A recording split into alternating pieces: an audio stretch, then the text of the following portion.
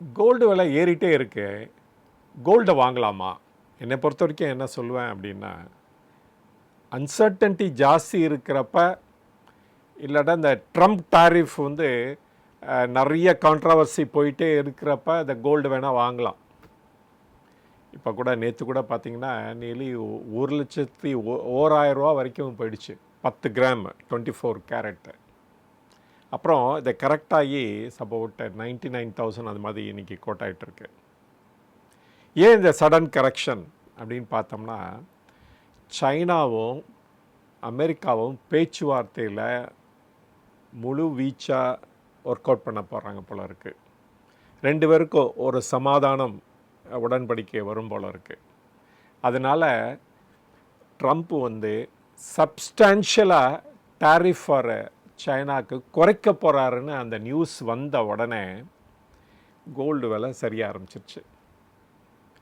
அதனால் எப்பொழுதும் கோல்டில் இன்வெஸ்ட் பண்ணுறப்ப நீங்கள் ஒரு 5 to 10% உங்களுடைய சேவிங்ஸை போடுறது ஃபார் பெட்டர்.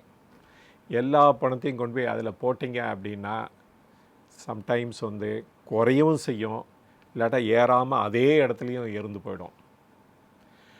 ஆனால் இந்த ட்ரம்ப்போட டாரிஃப் வந்து உடனே சைனாவோட நெகோஷியேட் பண்ணி அதை குறைச்சிருவாங்க அப்படின்னு நம்ம எடுத்துக்க முடியாது.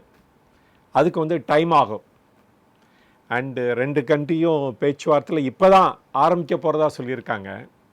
அதனால் இன்னொரு 90 days வரைக்கும் இருக்குது அப்படின்னு தான் சொல்லலாம்.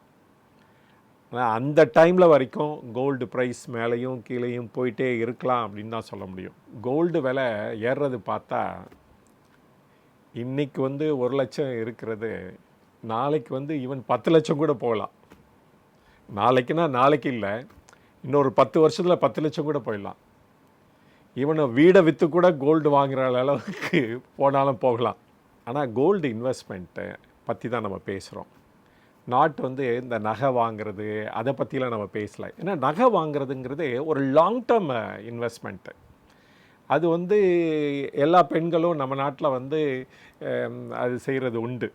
அதனால் இந்தியாவில் மட்டும் 27,000 டன் ஆஃப் கோல்டு இருக்குது அப்படிங்கிறாங்க. அதனால் இண்டிவிஜுவலாக பார்த்தோம்னா இந்தியா தான் ரொம்ப பணக்கார நாடு அப்படின்னு சொல்லலாம்.